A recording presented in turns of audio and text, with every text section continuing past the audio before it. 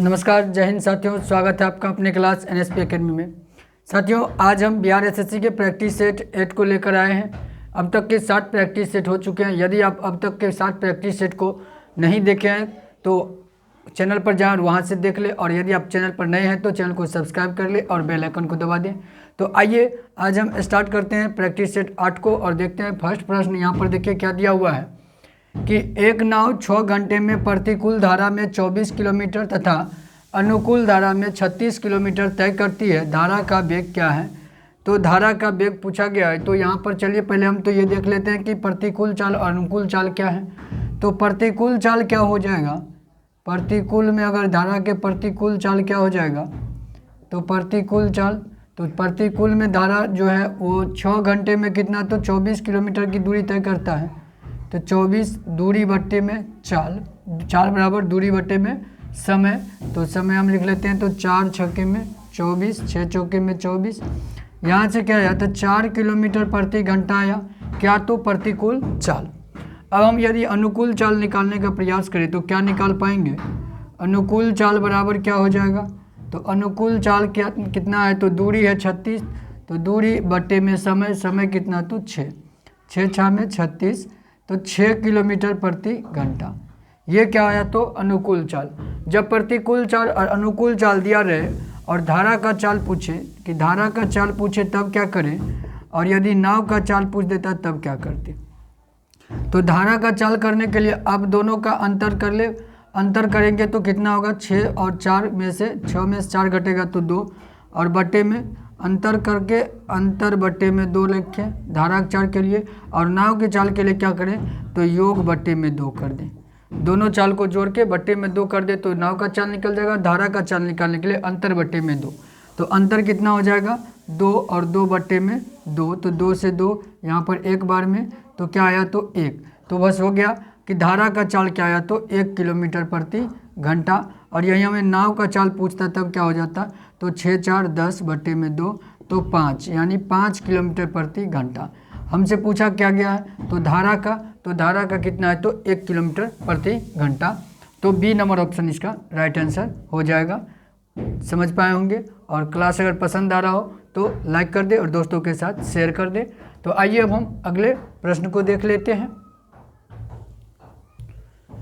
तो आइए अब प्रश्न 2 को देखिए क्या दिया हुआ है। एक नल एक टैंक को 6 घंटे में भर सकता है। आधा टैंक भरने के बाद 3 और समान नल खोल दिए गए। बताएं पूरा टैंक भरने में कितना समय लगेगा। एक नल जो है एक टैंक को कितनी देर में? तो 6 घंटे में भर सकता है।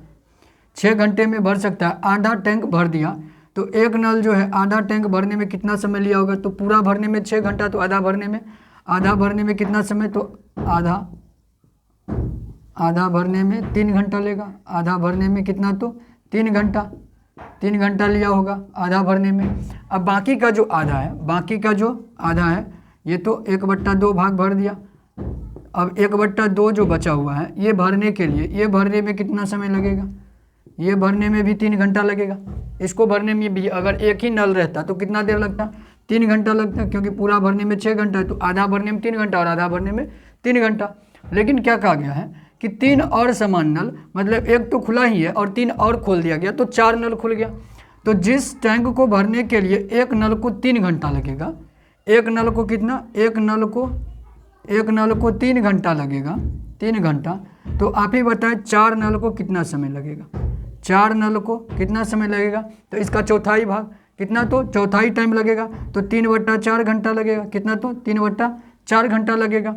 तो इसको हम क्या करें कि मिनट में चेंज कर ले, 3/4, और घंटा को मिनट में चेंज करेंगे तो 60 से गुना, तो 4 से 15 चौके 60, 15 या 45, मतलब 4 नल जो बाद में चला था। आधा टैंक भरने के बाद कितने नल चल रहे थे? तो 4 नल चल रहे थे। एक तो खुला ही था, 3 और खोल दिया, तो 4 नल हो गया। तो 45 मिनट ये आधा टैंक भरने में, बाकी का आधा टैंक भरने में 4 नल को 45 मिनट, और एक नल जो आधा भरा था वो कितना? तो 3 घंटा।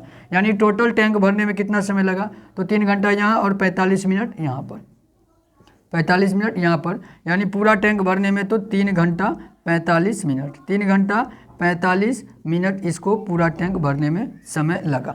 ठीक है, तो यहाँ से ऑप्शन क्या हो जाएगा?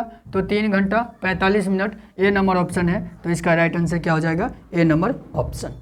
समझ पाए होंगे कि आधा टैंक भरने में 3 घंटा। अब बाकी का जो आधा टैंक है उसको 4 नल मिलकर भर रहा है, सेम है उसका भी।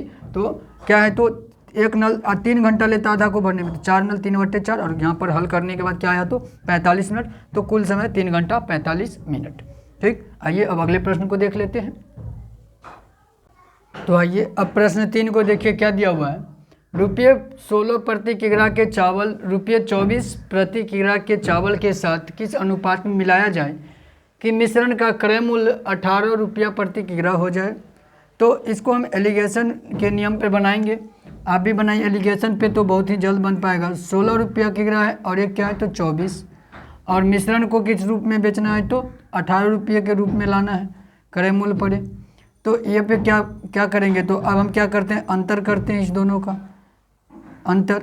तो यहाँ 18 और 24 का अंतर कितना होगा तो 6, और 16 और 18 का अंतर कितना है तो 2। बस हो गया, यही आपका अनुपात हुआ। इसको आप इसी तरह से साधारण रूप से बना सकते हैं कि 16 रुपया प्रति किग्रा के चावल 24 रुपया प्रति किग्रा के चावल के साथ किस अनुपात में मिलाया जाए कि मिश्रण का क्रय मूल्य। हाँ, तो मिश्रण का क्रय मूल्य अगर निकालना रहे, मिश्रण का रेट निकालना रहे और 2 दिया रहे, तो आप इस तरीके से निकाले, दोनों को लिखकर एलिगेशन मेथड से निकाले तो 6:2। अब इसको हम अगर सरल करें तो क्या लिख सकते हैं, 2 तिये में 6, तो 3:1 को हम लिख सकते हैं। क्या लिख सकते हैं तो 3:1। तो बस हो गया, आपका आंसर मिल गया। अनुपात क्या तो 3:1 के रूप में यदि हम दोनों चावल को मिला दे तो हमारा क्रय मूल्य क्या पड़ जाएगा 18 रुपया प्रति केजी। तो ऐसा ऑप्शन कहाँ देख रहे हैं तो सी नंबर ऑप्शन दिख रहा है। तो राइट आंसर क्या हो जाएगा, C number option right answer. ठीक, आइए अगले प्रश्न को देख लेते हैं। आइए अब प्रश्न 4 और 5 एक साथ है, पहले हम 4 को बना लेते हैं। देखिए तो क्या दिया है कि किस राशि पर चक्रवृद्धि ब्याज और साधारण ब्याज का अंतर 2 वर्ष में 5% वार्षिक दर से क्या तो 5 रुपया हो जाएगा। 5% वार्षिक दर से 5 रुपया हो जाएगा। तो आप जानते हैं कि 2 वर्ष का अंतर जब निकालना रहता है, 2 वर्ष का अंतर, तो आप क्या करते हैं, इस तरह का प्रश्न हम कर चुके हैं। तो PR/100 का होल स्क्वायर ये करते हैं। तो यहाँ से देखिए अंतर क्या दिया हुआ है, तो अंतर दिया हुआ है कितना तो 5 रुपया, और अंतर P कितना है तो P हमें पता नहीं, R कितना है तो 5 और बट्टे में 100, ये हो गया स्क्वायर। तो 5 बराबर P, और यहाँ पर 5 से कटने के बाद 20 बार में ये, तो 1/20 का तो स्क्वायर करेंगे तो क्या हो जाएगा 1/400, 1/400, और इधर गुना कर देंगे तो 400 को 5 से तो कितना आ जाएगा 2000, इधर बच गया P, यानी क्या आया तो P बराबर 2000। तो यही हो गया राशि कितना तो 2000 रुपया। तो यहाँ से राइट आंसर क्या हो गया, सी नंबर ऑप्शन 2000 रुपया। आप बस 2 वर्ष के लिए इसको याद रखें, PR/100 का होल स्क्वायर, तो 2 वर्ष का अंतर आपको निकल जाएगा। अंतर दिया पूछे या मूलधन पूछे या दर पूछे, कुछ भी तो आप यहाँ से निकाल सकते हैं आसानी से। आइए 5 नंबर प्रश्न को पढ़िए। क्या है कि कोई धन चक्रवृद्धि ब्याज पर 15 वर्ष में 2 गुना हो जाता है, इसी दर पर यह धन 8 गुना कितने वर्षों में हो जाएगा। तो इसको हम कैसे बनाते हैं, एक तो T1 T2 करके बनाते हैं वो साधारण ब्याज में, लेकिन यहाँ पर चक्रवृद्धि ब्याज की बात की गई है।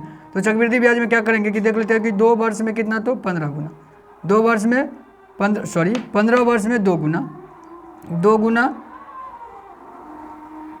गुना जो है वो कितने में तो 15 वर्ष में, कितना में 15 वर्ष में। हमको क्या कह रहा है कि 8 गुना कितने में हो जाएगा, तो 8 गुना, तो आप इसको ये देखें कि इसको अगर हम 2 के पावर के रूप में तोड़ेंगे तो कैसे तोड़ सकते हैं इसको, तो हम इसको 8 को क्या लिख सकते हैं तो 2 का पावर 3, क्या लिख सकते हैं तो 2 का पावर 3 लिख सकते हैं। अब ये जो पावर है इसी पावर को आप इस वर्ष से गुना कर दे तो आपका वर्ष निकल जाएगा। चक्रवृद्धि ब्याज में ऐसा ही बनाते हैं, कहने का मतलब 8 को हम लिख सकते हैं 2 का पावर 3। अब इस पावर जो है इसी पावर को हम इस वर्ष से गुना कर देंगे तो 15 तिये में कितना तो 45, तो आंसर आ गया आपका 45 वर्ष। कितना आ गया तो 45 वर्ष में ये जो धन है वो 8 गुना हो जाएगा। तो यहाँ से राइट आंसर क्या हो जाएगा तो बी नंबर ऑप्शन 45 वर्ष। ठीक, तो आइए अब हम अगले प्रश्न को समझ लेते हैं। लेकिन हाँ, आप यदि अच्छा लग रहा है ये क्लास आपको तो लाइक कर दें और दोस्तों के साथ शेयर करें, कमेंट करके जरूर बताएं कि कैसा लग रहा है आपको ये सब प्रश्न। तो आइए हम अगले प्रश्न को हम देख लेते हैं। आइए अब 6 नंबर प्रश्न को पढ़िए। क्या है कि एक आयत की लंबाई 24 सेमी तथा इसके विकर्ण की लंबाई 25 सेमी है, आयत का क्षेत्रफल ज्ञात करें। लंबाई दिया और परिमाप दिया, विकर्ण दिया हुआ है, सॉरी। तो आप जैसे मान लीजिए हमने एक आयत बनाया, यहाँ पर एक आयत बनाया तो लंबाई कितना दिया हुआ है 24 और विकर्ण जो दिया हुआ है, विकर्ण कितना तो 25 दिया हुआ है, कितना तो 25, तो 24 और 25 जो दिया हुआ है, तो आप यहाँ देख रहे हैं कि ये क्या है, तो एक समकोण त्रिभुज यहाँ से यहाँ बन रहा है, यहाँ से यहाँ एक क्या बन रहा है, समकोण त्रिभुज। तो इससे हम क्या पता कर रहे हैं कि ये कर्ण है, ये कर्ण है, ये क्या है तो आधार है, और हमें लंब अगर निकालना है तो लंब जो निकालेंगे ये क्या होगा तो हमारे लिए चौड़ाई होगा, क्या होगा तो चौड़ाई होगा। तो हम लंब निकाल लेंगे यहाँ से, तो लंब निकालने के लिए हम क्या करेंगे, तो लंब बराबर कर्ण स्क्वायर माइनस आधार का स्क्वायर कर लेंगे और रूट के अंदर रख देंगे। तो कर्ण का स्क्वायर, कर्ण कितना 25, 25 का स्क्वायर करेंगे तो 25 25 625। आधार कितना है तो 24, तो 24 का स्क्वायर, तो 24 का स्क्वायर क्या हो जाएगा तो 576। ठीक, अब इसको आप माइनस करेंगे तो 5 15 में 6 9 या 61 61 में से 57 तो 4 49 आया, जो रूट से बाहर आने के बाद कितना तो 7। तो हमें ये पता चल गया कि लंबाई बोले या यहाँ सॉरी ये लंब है, लंबाई नहीं लंब बोले या चौड़ाई, तो चौड़ाई हमें क्या पता चल गया तो 7 सेमी, कितना तो 7 सेमी हमें चौड़ाई पता चल गया। अब हमें जब लंबाई और चौड़ाई दोनों पता है तो क्षेत्रफल आसानी से निकाल सकते हैं। तो क्षेत्रफल बराबर क्या होता है, क्षेत्रफल बराबर लंबाई गुने में चौड़ाई, लंबाई गुने में चौड़ाई। तो लंबाई कितना है तो लंबाई 24 और चौड़ाई कितना है तो चौड़ाई हम कितना निकाले हैं तो 7, तो 7 24 7 7 चौके 28 2 7 दूनी 14 2 16 168 सेमी स्क्वायर। बस हो गया, यही क्षेत्रफल निकालना था। तो कितना आया तो 168 सेमी स्क्वायर, जो सी नंबर ऑप्शन में दिया है, तो right answer C number option. आइए 7 नंबर प्रश्न को पढ़िए क्या है। यदि किसी आयत की लंबाई 20% बढ़ाई जाए तथा इसकी चौड़ाई 20% घटाई जाए तो आयत का क्षेत्रफल क्या होगा, आयत के क्षेत्रफल पर क्या प्रभाव पड़ेगा। तो कैसे बनाएंगे इसको, तो आप वही समतुल्य की विधि से बनाए। तो कैसे, तो पहले हुआ 20% बढ़ा दिया, ठीक 20% हमने भी बढ़ा दिया, 20% घटा दिया, 20% घटा दिया। अब क्या करते हैं तो दोनों चिन्ह को गुना करके लिखते हैं, तो plus minus minus plus minus minus, और फिर क्या करते हैं तो दोनों को गुना, 20 गुने में 20 और बटे में 100, ऐसे करते हैं। a प्लस बी ऐसे टाइप से निकालते हैं, हमने बताया था पिछले 1-2 क्लास में, ऐसे हम बता चुके हैं, तो वहाँ पर बताया हुआ है। तो आप पिछला क्लास को अवश्य देखें, तो वहाँ से आप अच्छे से सीख पाएंगे। तो आइए देखते हैं, तो 20 प्लस माइनस में 20 और यहाँ पर क्या तो माइनस 20 गुने 20 बटे 100, यहाँ पर प्लस में 20 यहाँ पर माइनस में 20, तो क्या इस दोनों को ख़त्म तो हो गया, इस दोनों का कोई ख़त्म हो गया क्रिया। अब यहाँ पर क्या बच गया तो माइनस में क्या तो 20 गुने 20 बटे में 100, 0 से 0 0 से 0, ठीक। तो बच गया क्या 2 गुने 2 2 दूनी 4, क्या आया तो माइनस में 4, कितना आया तो माइनस में 4 आया। तो माइनस में 4 आया, तो यही हो गया कि जो क्षेत्रफल माइनस में जा रहा है 4% घट रहा है, 4% घट रहा है। तो इसका आंसर हो जाएगा ए नंबर ऑप्शन, 4% घटेगा, क्षेत्रफल में कमी आएगी 4% की। अगर 20% लंबाई बढ़ाई जाए और चौड़ाई 20% घटाई जाए तो क्षेत्रफल में 4% की कमी आ जाएगी। ठीक है, समझ पाए होंगे, ठीक। तो चलिए हम अगले प्रश्न को कर लेते हैं। अब आइए, अब प्रश्न 8 को और 9 को एक साथ रखा है, तो पहले आप 8 बनाएं। देखिए प्रश्न क्या दिया हुआ है कि 2 बेलनों की आधार की त्रिज्याएं 2:3 के अनुपात में है और उनके ऊंचाई का अनुपात 5:3 है, उनके आयतनों का अनुपात क्या होगा। तो यहाँ पर क्या सब दिया है, तो त्रिज्या का अनुपात हम मान लेते हैं कि R1 और R2 जो है वो R1 दिया है 2, R2 कितना तो 3, H1 कितना तो 5 और H2 कितना है तो 3 है। तो हम अभी क्या कह रहा है कि जो आयतन का अनुपात निकालने के लिए, तो बेलन का आयतन का अनुपात अगर हमें निकालना हो तो पहले आयतन निकालेंगे। तो फर्स्ट के लिए क्या आयतन होगा तो पाई r²h, यही होता है फार्मूला आयतन के लिए, क्या होता है तो पाई r²h, R1 H1। अब बट्टे में हम क्या कर लेंगे पाई R2 का स्क्वायर और H2, ठीक। तो यहाँ से देखते हैं, तो पाई से पाई तो कट जाएगा, तो बचेगा क्या R1 का स्क्वायर, R1 का स्क्वायर करेंगे तो 2 का स्क्वायर तो 4, H1 कितना तो 5, R2 का स्क्वायर 3 3 tiye में 9, ठीक। और H2 तो H2 3, ठीक। अब यहाँ से काटेंगे तो देखते हैं कट रहा है क्या, तो नहीं कट रहा है। तो यहाँ पर 4 5 6 में 20 और 9 तिये में 27, क्या आया तो 20:27, यही हो गया आयतन का अनुपात। तो कहाँ है, तो बी नंबर ऑप्शन में। तो इसका राइट आंसर हो गया बी नंबर ऑप्शन, 20:27। ठीक, इसको याद रखें, पाई आर स्क्वायर एच, ये बेलन का आयतन का फॉर्मूला है। अब आइए 9 नंबर प्रश्न पर, ये क्या है कि 180 मीटर लंबी रेलगाड़ी अपने समान लंबाई के प्लेटफॉर्म को पार करने में 18 सेकंड लेती है। रेलगाड़ी की चाल क्या है? तो कोई भी प्लेटफॉर्म या कोई भी पुल या कोई भी क्या कहते हैं रेल को कोई दूसरा रेल पार कर रहा है, तो वहाँ पर क्या होता है कि दोनों की लंबाई जुड़ जाती है, कुल लंबाई हो जाती है जुड़कर। तो यहाँ से कुल लंबाई क्या हो जाएगी या कुल दूरी क्या हो जाएगी, कुल दूरी क्या कह सकते हैं हम, तो 180, और प्लेटफॉर्म की लंबाई भी 180 है, तो 180 तो कितना आया, तो 360 मीटर। 360 मीटर ये क्या हुआ, तो कुल दूरी हो गया। अब समय कितना दिया हुआ है, तो समय दिया हुआ है 18 सेकेंड, समय है 18 सेकेंड। अब हमें चाल निकालने के लिए कह रहा है, तो दूरी बट्टे समय लिख देंगे तो चाल आ जाएगा।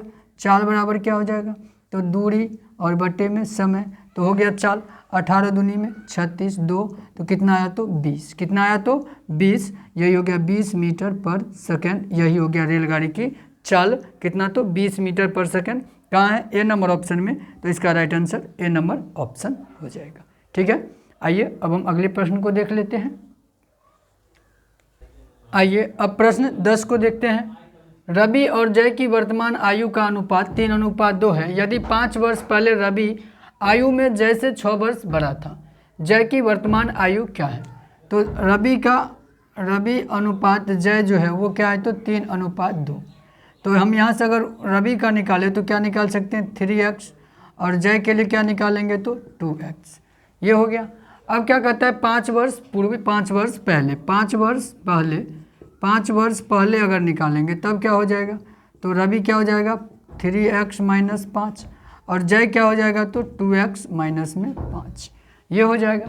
अब क्या कहता है कि तो रवि आयु में जय से 6 वर्ष बड़ा है। रवि जो है जय से 6 वर्ष बड़ा है। यदि हम जय में 6 वर्ष जोड़ दें तो रवि के बराबर में आ जाएगा। तो क्या लिख सकते हैं, तो r बराबर j प्लस में 6, ये कर सकते हैं। तो 3x माइनस में 5 बराबर 2x - 5 प्लस में 6 हो जाएगा।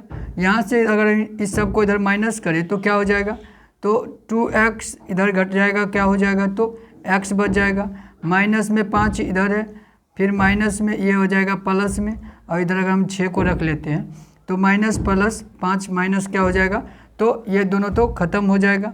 यहाँ से क्या बच गया, तो x बराबर में 6। कितना, तो x बराबर में 6 आया। तो हमसे पूछा क्या गया है किसका, तो जय की वर्तमान आयु। तो जय की वर्तमान आयु क्या है, तो 2x है। तो 2 और गुने में कितना, तो 6, 6 दूनी में 12, तो 12 वर्ष निकल गया जय की वर्तमान आयु। तो डी नंबर ऑप्शन में दिया हुआ है, तो इसका राइट आंसर हो जाएगा डी नंबर ऑप्शन। तो साथियों आज के लिए यही सब प्रश्न थे।